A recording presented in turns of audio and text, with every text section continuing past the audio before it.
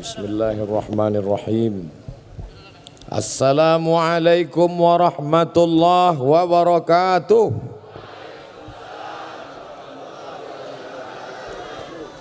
Dari bunyi sambutan salamnya nampaknya banyak yang belum buka puasa.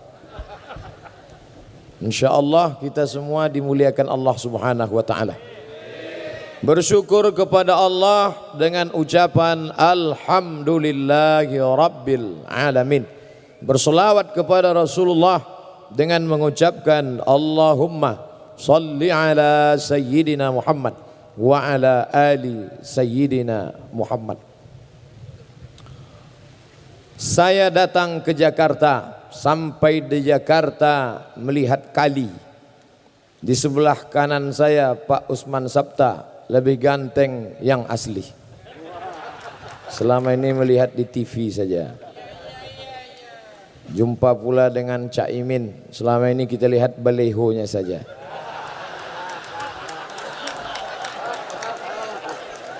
Jumpa pula dengan Bapak Dr. Zulkifli Hasan. Alhamdulillah. Kemudian di sebelah kanan beliau Bapak Kiai Haji Dr. Hidayat Nur Wahid.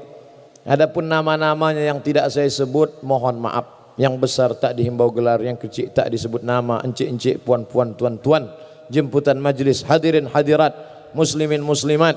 Ada saudaraku yang satu akidah, tapi mungkin kau bukan saudaraku satu akidah, tapi dipersaudarakan dalam negara kesatuan Republik Indonesia. Kita semua insyaAllah dimuliakan Allah Tuhan yang Maha Kuasa. Amin ya Rabbal Alamin. Saya melihat selama ini seolah-olah anggota MPR, anggota DPR, para politikus, politisi itu sepertinya mereka cakar-cakar, berkelahi. Tapi ternyata begitu bertemu langsung tadi, Masya Allah, tidak lagi terlihat berasal dari partai yang mana, dari golongan yang mana, semuanya seperti bersaudara. Karena kita dipersatukan oleh merah putih. Di sebelah kanan saya tadi ada Dr. Hidayat Nur Wahid. Di sebelah kiri ada saudara saya Bapak Masinton Pasaribu. Padahal jauh sekali bedanya. Yang satu dari Sumatera Utara, Batak. Yang satu dari Jawa, Pulau Jawa. Mereka bisa tersenyum bersama, berfoto bersama. Padahal banyak sekali orang yang dari Pulau Jawa dengan Batak tidak bisa disatukan. Karena mereka merasa saya tidak bisa berteman dengan dia Pak Ustadz. Kalau saya berteman dengan dia jatuh derajat saya. Masa dari emas langsung jadi tulang. Tapi hari ini semuanya terbantahkan.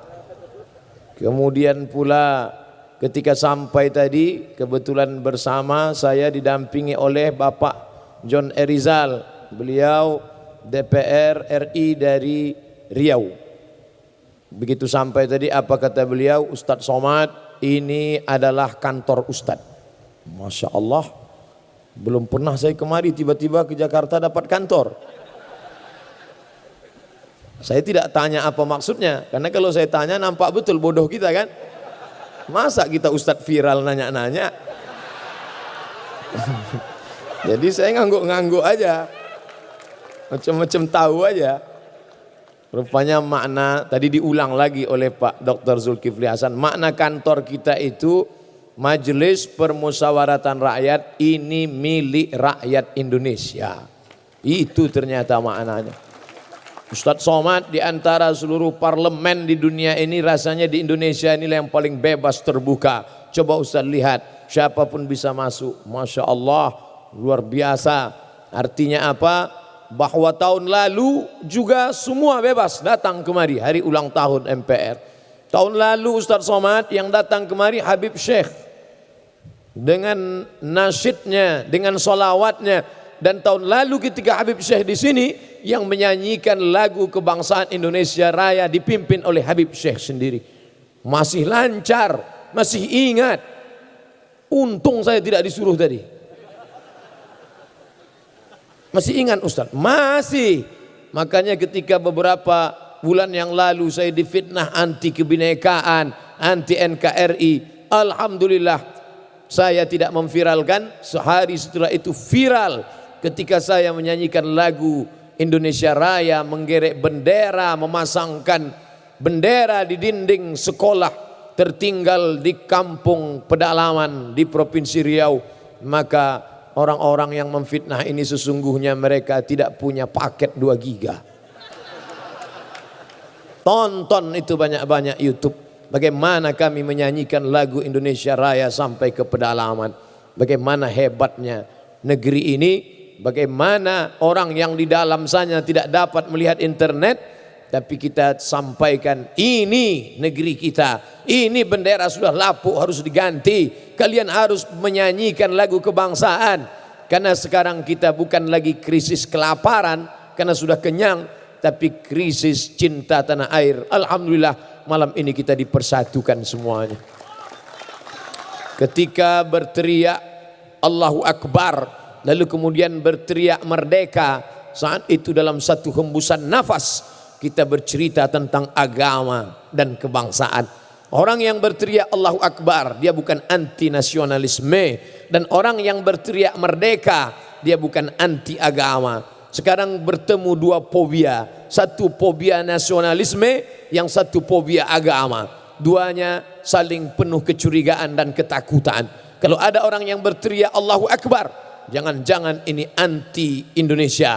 Ketika ada orang berteriak merdeka, jangan-jangan ini anti Islam. Maka sesungguhnya dalam teriakan Bung Tomo terdapat 2 kalimat itu. Dalam satu teriakan dia berkata Allahu Akbar, dalam teriakan itu juga dia berkata merdeka. Merdeka tidak menafikan Allahu Akbar, dan Allahu Akbar tidak menafikan merdeka. Ini agak serius sedikit. Bapak Ibu yang dimuliakan Allah Subhanahu wa taala. Oleh sebab itu, ketika sampai di sini, kita tidak lagi melihat warna partai, kita tidak lagi melihat nomor dan golongan. Yang kita lihat adalah kepentingan besar di depan. Bagaimana Indonesia menjadi bangsa yang besar sebagaimana dicita-citakan oleh founding father, pendiri negeri ini. Mereka dulu ingin bermimpi, makanya mereka tidak punya cita-cita buat mobil, mereka tidak cita-cita buat sepeda motor, mereka langsung buat pesawat. Kenapa begitu?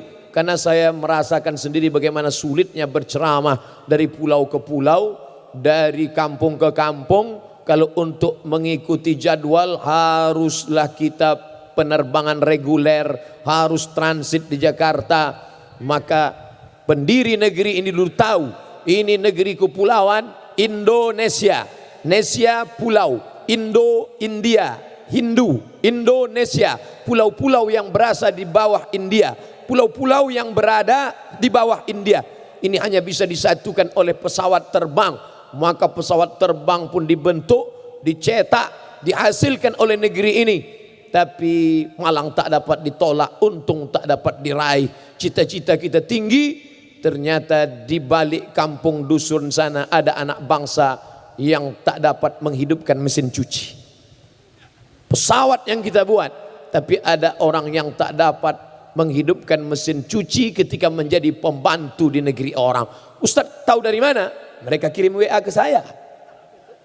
Ustaz Somad, apa hukumnya sholat di dalam WC? Kamu mau ngejek saya ya?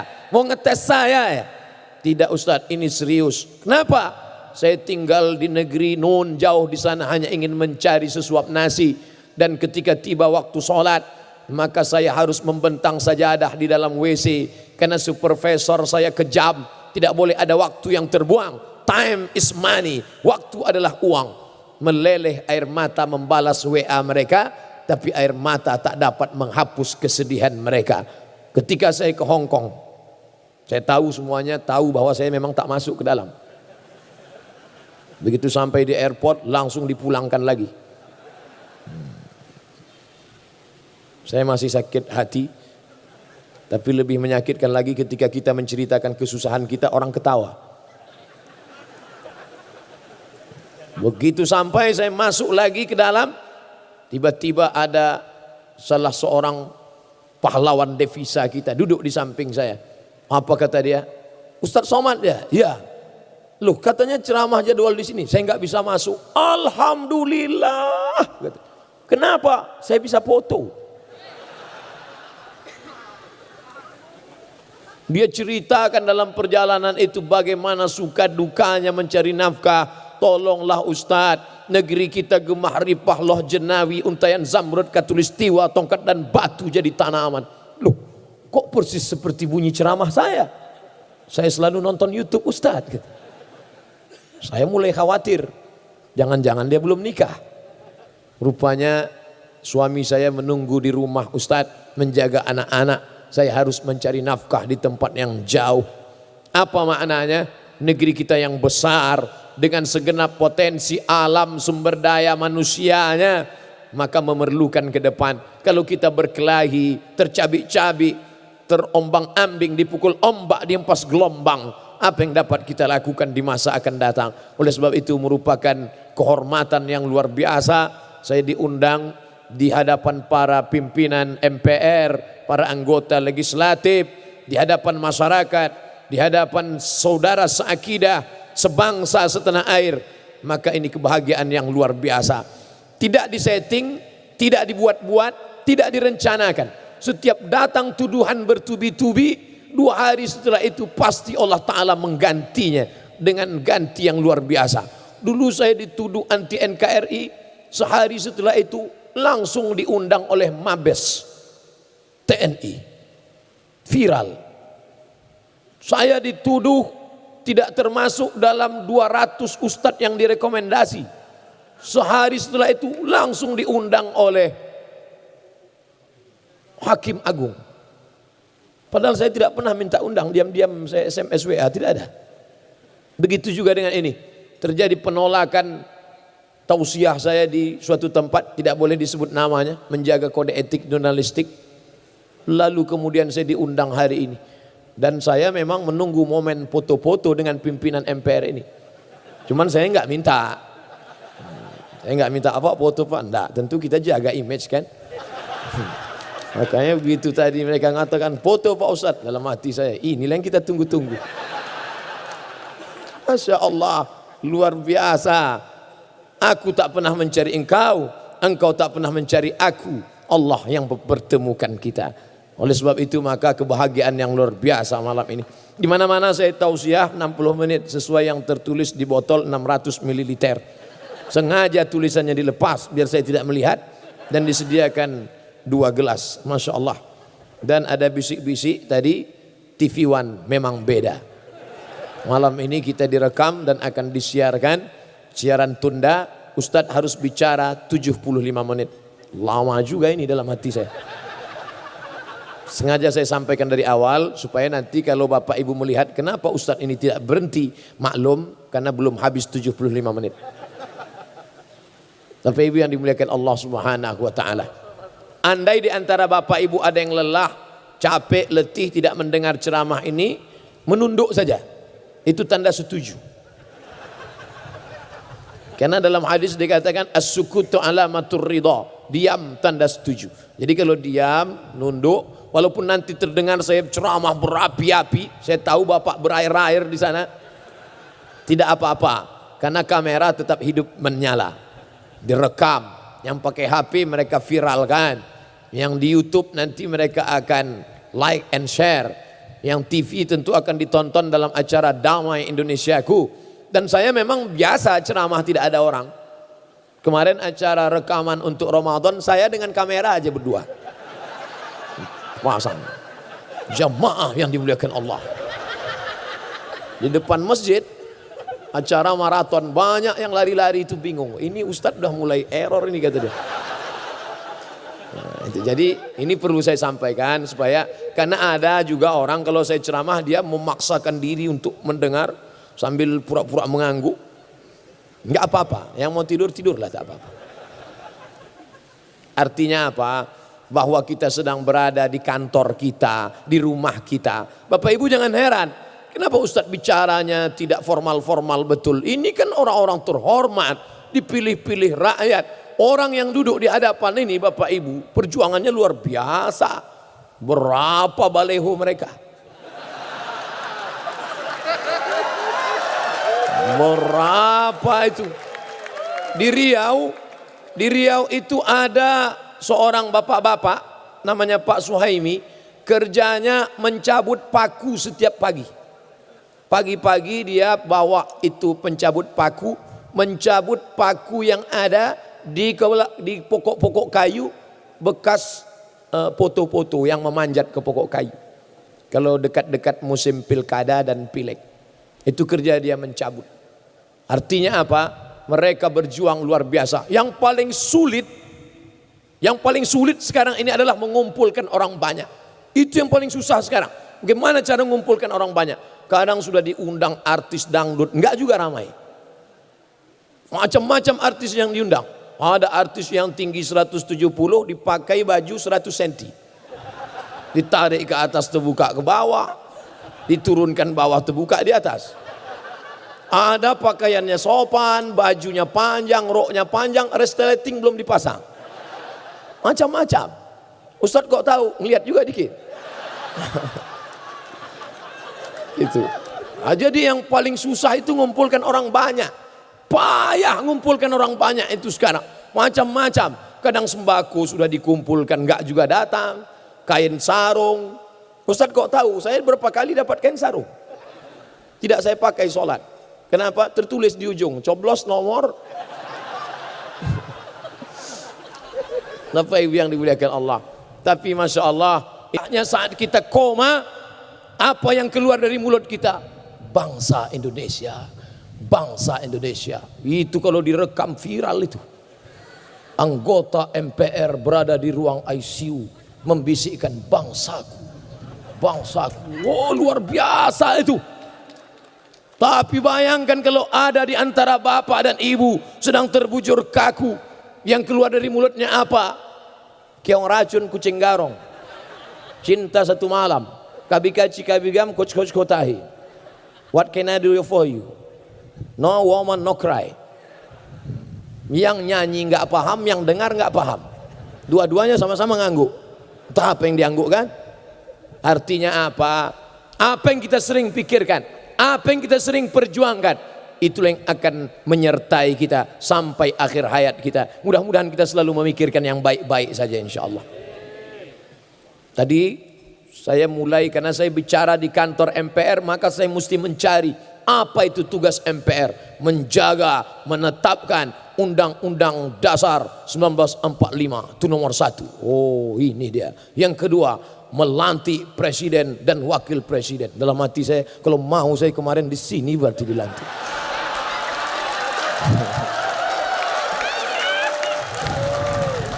Banyak orang khawatir kalau saya ceramah.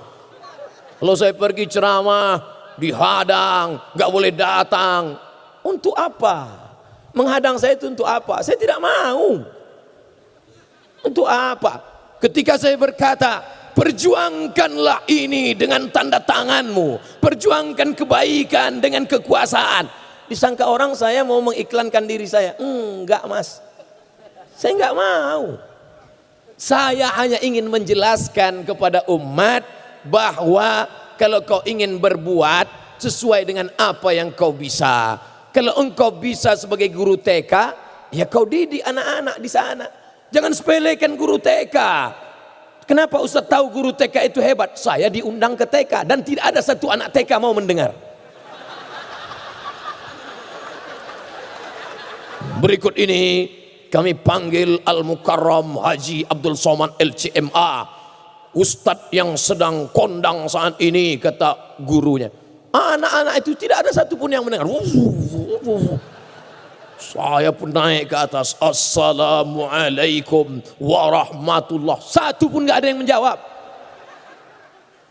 Bingung saya. Situlah baru saya tahu guru TK itu luar biasa. Akhirnya saya merasa rendah, tidak ada apa-apanya. Akhirnya saya panggil, Ibu kepala TK, bisa bantu saya? Pucat saya. Bisa Pak Ustadz. Akhirnya ibu itu kecil maju. Apa kata si ibu? Anak-anak tenang ya. Semua diam. Baru saya sadar, hai Abdul Somad, kau tak ada apa-apanya. Artinya apa? Jangan kau katakan pisau silet itu tidak tajam karena dia tidak bisa memotong batang kelapa. Dan jangan kau katakan kampak itu tumpul, karena dia tidak bisa mencukur kumis. Semuanya ada porsinya masing-masing. Kami nggak nangkap Pak Ustadz, makanya minum. Orang kalau kurang cairan, dehidrasi, payah mendengar ceramah. Semua kita punya porsi masing-masing. Saya bukan politisi, saya bukan politikus, saya akademisi, intelektual, ustadz. Saya menjelaskan tentang agama saya menjelaskan tentang rahmatan lil alamin.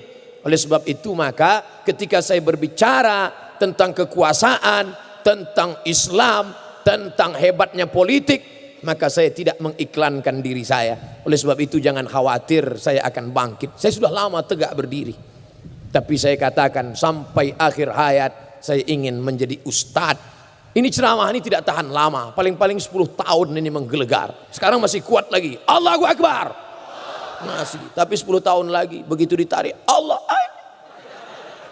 lebih kuat. Jadi 10 tahun lagi Ustadz mau ngapa?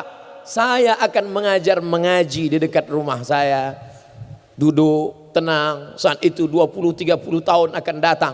Sekarang umur 41, walaupun banyak yang mengatakan 27. 30 tahun lagi saya tidak lagi bisa tausiah, saya akan duduk di dekat rumah, anak-anak keliling akan datang membaca Quran. Ustadz tidak khawatir mereka nanti akan mengejek Ustadz? Saya tidak ragu. Kalau mereka ejek-ejek, Ustadz, saya tidak akan marah. Kenapa? Mata saya sudah rabun, tidak bisa melihat mereka.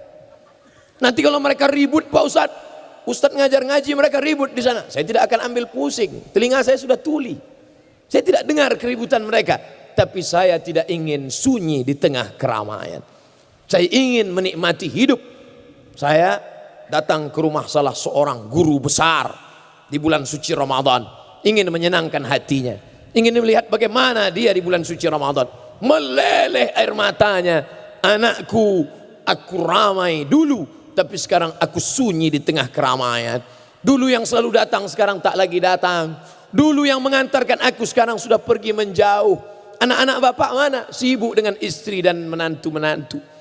Anakku sayang, tapi menantuku itu yang kurang ajar. Cucu bapak mana? Sibuk dengan gadgetnya.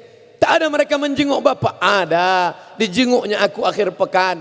Tapi kami duduk, silent generation.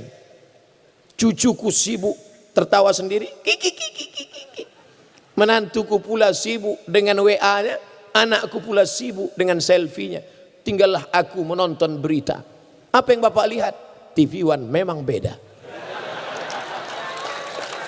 Untung masih engkau ada di sana, nak, dalam acara Damai Indonesiaku. Masih terhibur aku melihat engkau di sana. Kau adalah salah satu muridku. Padahal saya tak tamat di sekolah itu. Sekarang banyak orang ngaku saya muridnya. Artinya apa? Bahwa ada masanya kita sunyi di tengah keramaian.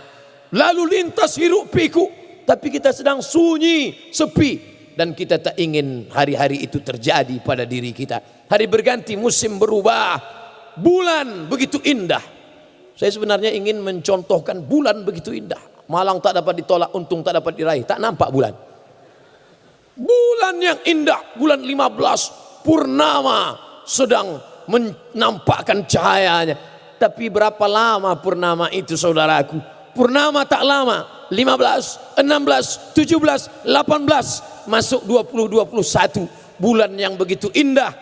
Tak lama sesudah itu hanya bongkahan batu-batu, hanya bongkahan kerikil-kerikil yang tak bermakna, gelap. Sampai masanya juga begitu. Begitulah hidup manusia, hebat, tinggi, berkuasa, sampai akhirnya turun, down, hilang, mati. Kalau mati tak apa-apa, setengah mati. Begitu juga perempuan. Perempuan adalah kuntum. Setelah kuntum dia akan mekar. Setelah mekar dia akan harum mewangi. Setelah itu dia mulai kuncup. Setelah itu dia pun menguning dan mati. Oleh sebab itu maka kita mesti tahu hakikat hidup. Bahwa hari ini adalah pengabdian. Semua yang berada di atas pentas ini akan turun ke bawah. Di sana ada tanah. Dan ini adalah pentas. Dari atas, dari dalam tanah naik ke atas tanah. Dengan lampu yang berkilau. Dengan balehu-balehu yang Masya Allah. Kenapa gambar saya tak ada? Rupanya ada di sini. Ada. Kenapa khawatir? Jangan takut, jangan cemas. Saya bisa mengatakan itu karena saya sudah pastikan memang ada di belakang. Masya Allah, tabarakallah. Tapi sampai masanya semua yang berdiri di pentas ini akan turun. Protokol pertama membuka, setelah itu dia berhenti. Protokol yang pertama membuka, setelah itu dia turun ke bawah. Setelah itu naik ananda kita, qori kita, Masya Allah. Setelah itu tak lama dia pun turun ke bawah. Setelah itu Bapak Ketua naik ke atas dengan pantunnya, dengan tepuk tangan yang nampaknya terlalu dipaksakan. Lalu kemudian mereka pun turun ke bawah. Sampai masanya Ustadz Abdul Somad dengan limit waktu yang sudah ditetapkan. Abdul Somad hanya 75 menit. Lebih daripada itu awas. Begitulah agaknya ajal sudah ditetapkan Allah. 75 menit lebih dari itu. Habis. Maka Abdul Somad hanya tegak. Setelah itu selesai. Adakah orang yang mau bertahan di sini? Begitu acara selesai, panitia menutup. Tiba-tiba tetap bertahan. Bapak enggak pulang. Saya ingin kekal abadi selamanya di sini. Tidak ada. Inilah panggung sandiwara. Inilah panggung. Maka berbuatlah apa yang bisa kau buat di atas. Abdul Somad hanya bisa berceramah dari masjid ke masjid. Dari tanah lapang sepak bola ke stadion. Tapi hari ini Masya Allah. Di tempat yang terhormat. Yang hebat. Yang luar biasa.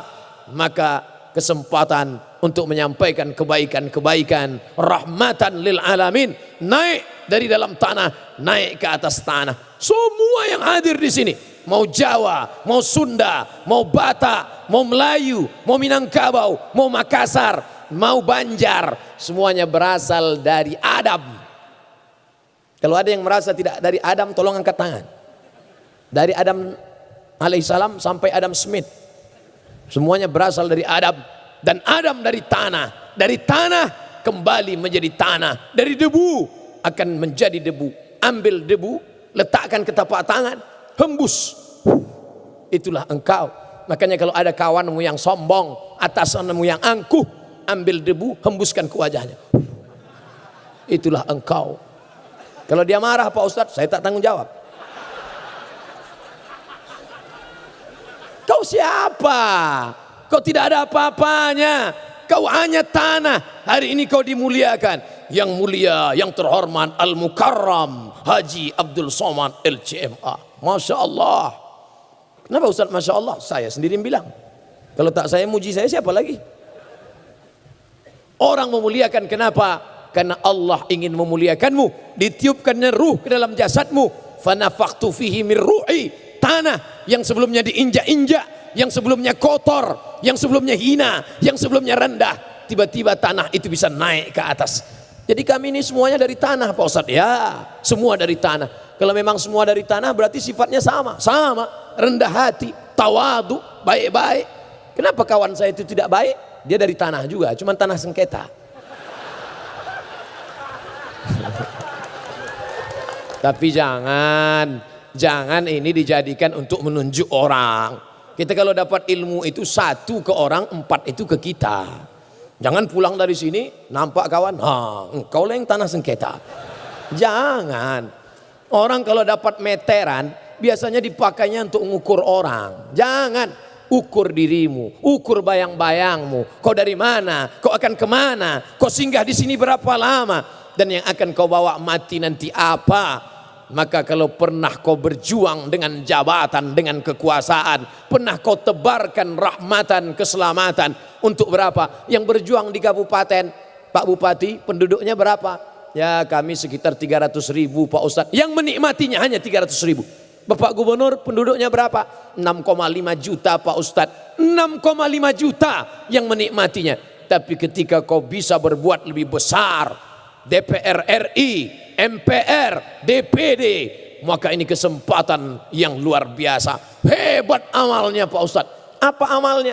Baca Yasin.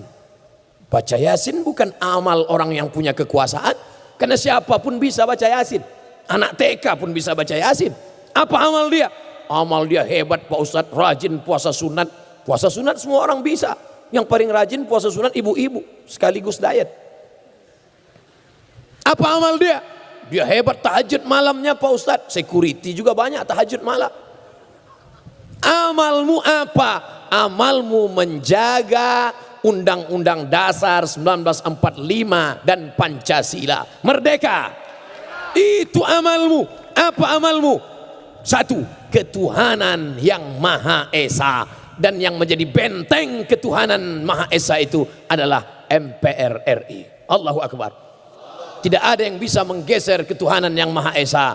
Ada yang cemas akan bangkit komunis, akan bangkit ateis, akan bangkit orang yang tidak bertuhan. Insya Allah selama MPR dengan orang-orang yang percaya kepada Tuhan, tidak akan bangkit itu komunis. Banyak yang mencemaskan komunis. Saya tidak cemas sedikit pun saya tidak cemas. Kenapa? Yang berada di atas ini orang-orang yang komitmen dengan ketuhanan yang Maha Esa. Tapi tadi ketika saya duduk, saya ditinggalkan oleh mereka. Permisi Pak Ustadz, Pak Zul pergi sholat, Bapak John Erizal pergi sholat, Bapak pergi sholat, tinggal saya sendiri. Tapi di situ baru saya paham indahnya kebinekaan. Pak Mangindaan tidak pergi, dia duduk bersama saya. Artinya apa?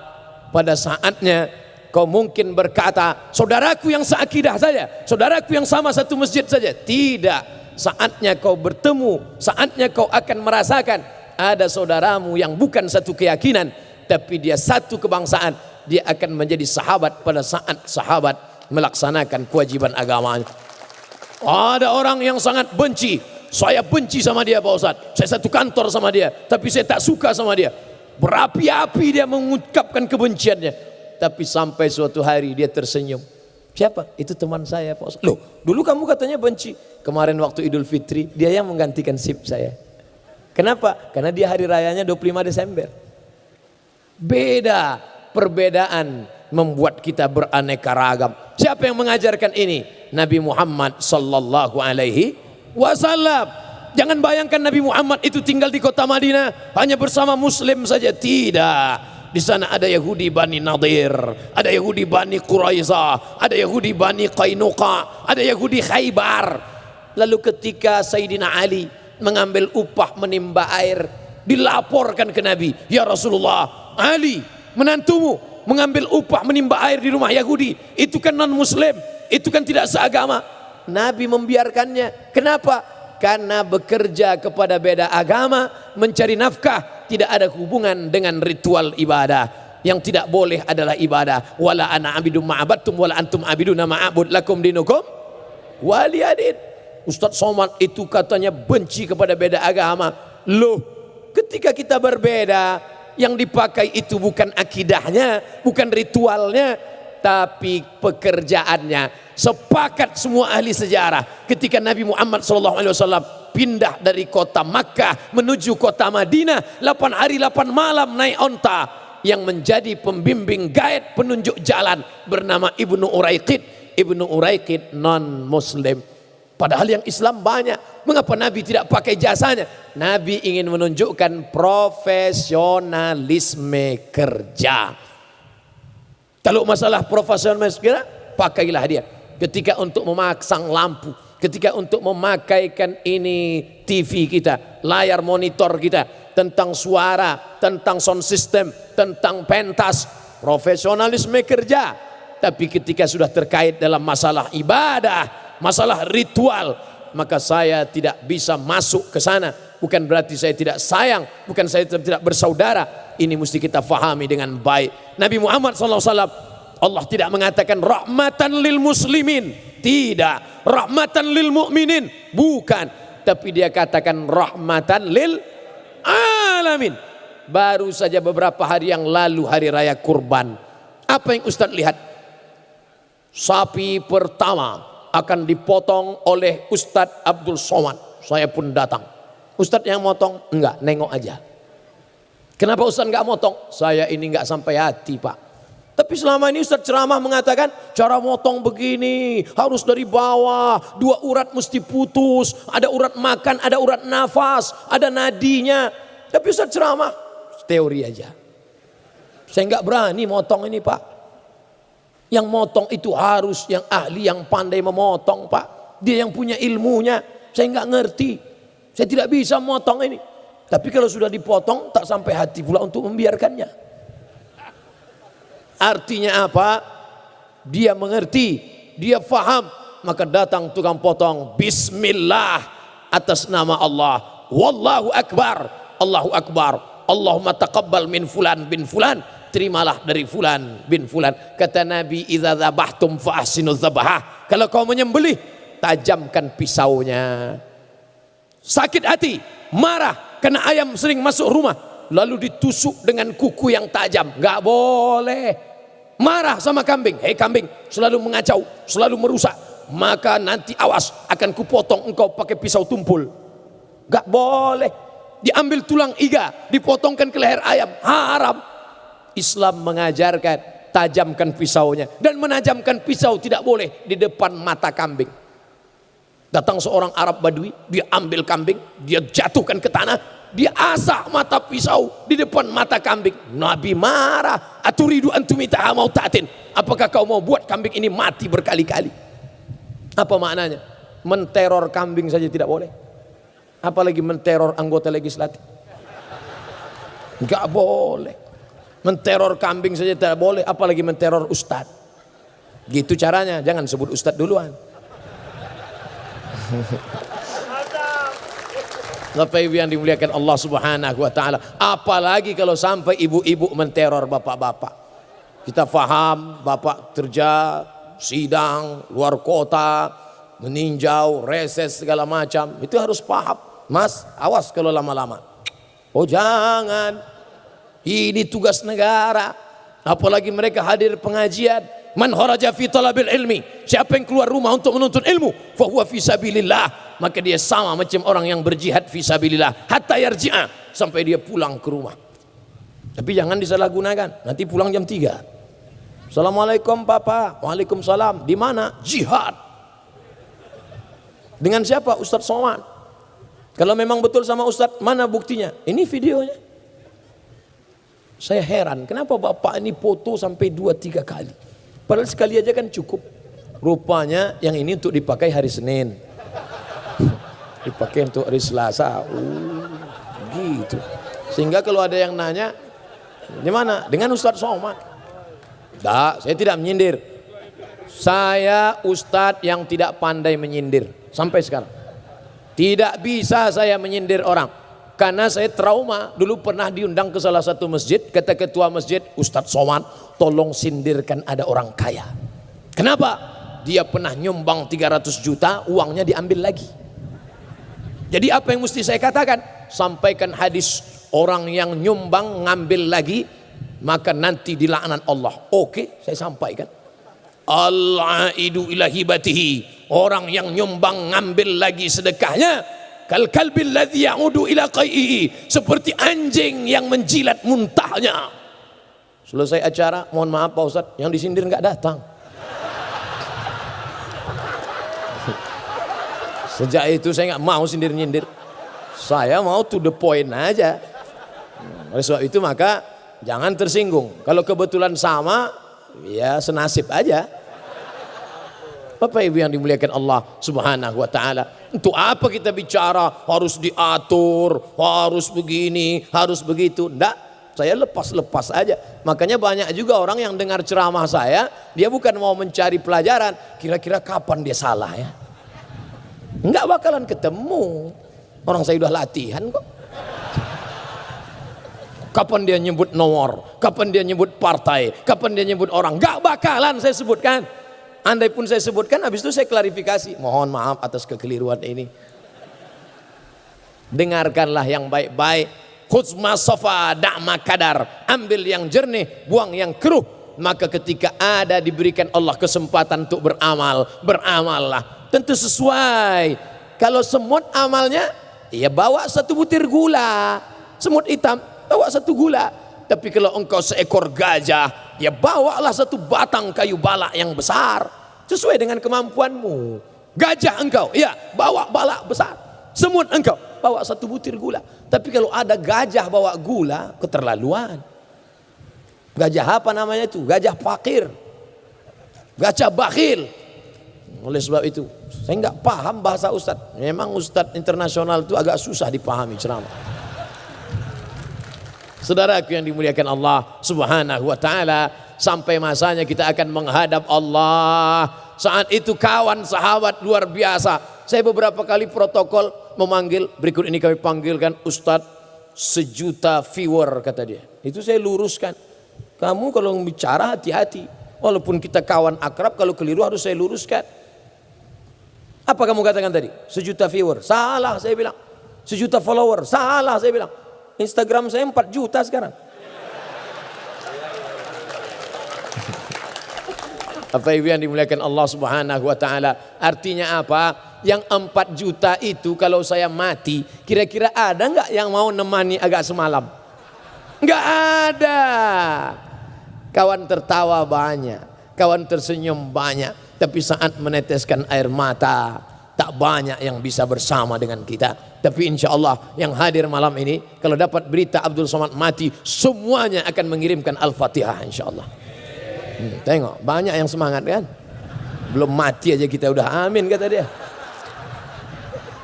Begitu cinta mereka.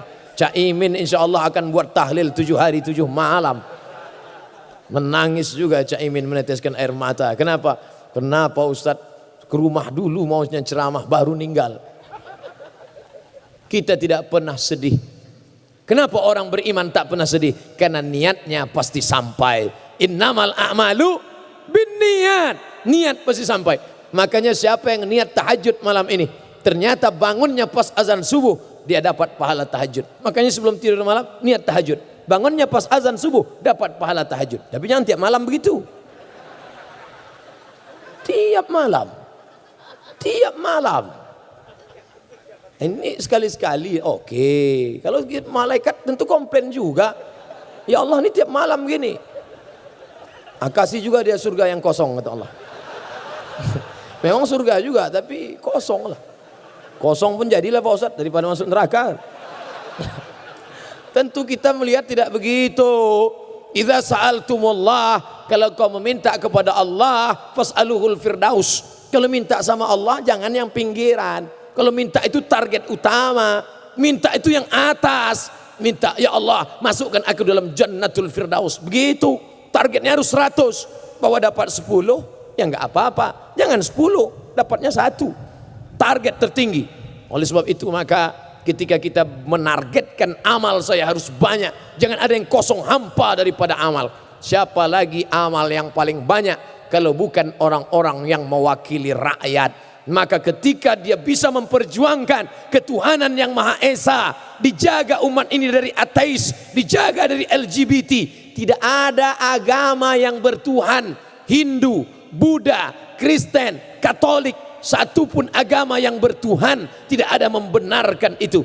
Tapi ketika itu bisa dipertahankan, diperjuangkan, selamat anak bangsa, maka ini perjuangan yang luar biasa. 73 tahun kita merdeka masih tetap bertahan ketuhanan yang Maha Esa. Apakah masih bertahan besok lusa? Tidak ada kepastian. Semuanya tergantung hari ini apa yang kita lakukan. Masya Allah, tabarakallah, umat Islam ramai.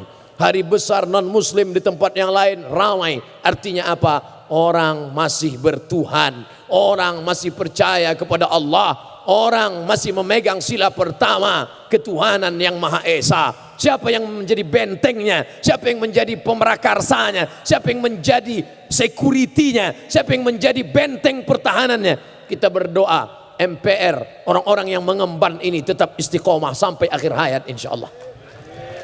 Tapi tentu kita tidak lagi tinggal di kerajaan. Sriwijaya, Majapahit, kami di Riau, Kerajaan Siak Sri Indrapura, Nangro Aceh Darussalam, dengan putra mahkota. Sekarang tidak. Sekarang kita pakai sistem demokrasi. Suara terbanyak, suara Tuhan. Suara yang paling banyak, suara yang benar. Oleh sebab itu maka tidak boleh ada anak bangsa yang golput. Setuju? Tidak boleh. Dia harus memilih. Gunakan suaramu. Dalam ujung jarimu kau bisa menunjukkan kekuasaanmu. Satu batang lidi tidak bisa buat apa-apa. Botol yang dia usir patah. Tapi kalau sapu lidi yang besar, jangankan botol, maling dia pukul mati kontak. Apa maknanya? Suara-suara kebaikan, orang-orang baik, orang-orang bertuhan harus memilih orang yang bertuhan. Kenapa? Karena orang yang berhantu tidak akan mungkin memilih bertuhan. Sekarang di zaman edan banyak orang yang tidak bisa membedakan mana Tuhan, mana hantu. Tuhan. Maka yang bertuhan, yang berketuhanan yang Maha Esa harus bersuara, harus memilih. One man, one vote. Satu orang, satu suara. Begitu saya sebut vote, langsung datang vote. Vote ini makanan. Vote kaki. Tapi yang saya maksud adalah VOTE. Vote. One man, one vote. Satu orang, satu suara. One man, one choice. Satu orang, satu pilihan. Gunakan telingamu, dengar baik-baik. Siapa dia? Bagaimana track recordnya? Bagaimana program kerjanya? Gunakan matamu, pandang baik-baik. Lihat wajahnya, lihat gambarnya. Kira-kira sama tak antara wajahnya dengan gambarnya? Saya tidak menunjuk gambar yang lain, gambar saya aja. Kalau sama, pilihlah dia.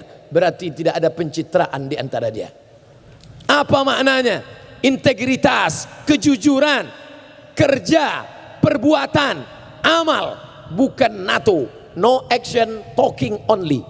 Ini Ustadz Somad ngomong no action, talking only. Nampaknya dia terus yang ngomong dari tadi. Ada orang-orang yang memang disuruh ngomong.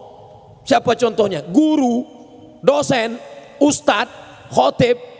Maka khotib jangan sampai dikatakan no action, talking only. Nanti dia naik ke atas, nggak ngomong, ya nggak ada khutbah Jumat. Tapi ada orang yang nggak boleh ngomong. Dia tidak boleh ngomong, dia harus kerja. Siapa itu? Tukang. Tukang nggak boleh ngomong. Kalau ada tukang di rumah ibu nggak boleh ngajak dia bicara, ngobrol. Itu batu nggak jalan-jalan. Maka penggunaan kata ini harus pada tempatnya. Nah, parlemen diambil dari kata parler. Parler artinya bicara. Orang Prancis menyebut parler. Saya tidak bisa bicara Prancis. Saya bisanya bicara Inggris dan Arab. Je ne parle pas français, parle anglais, arabe. Parler artinya bicara. Parlemen, orang yang dipilih untuk bicara.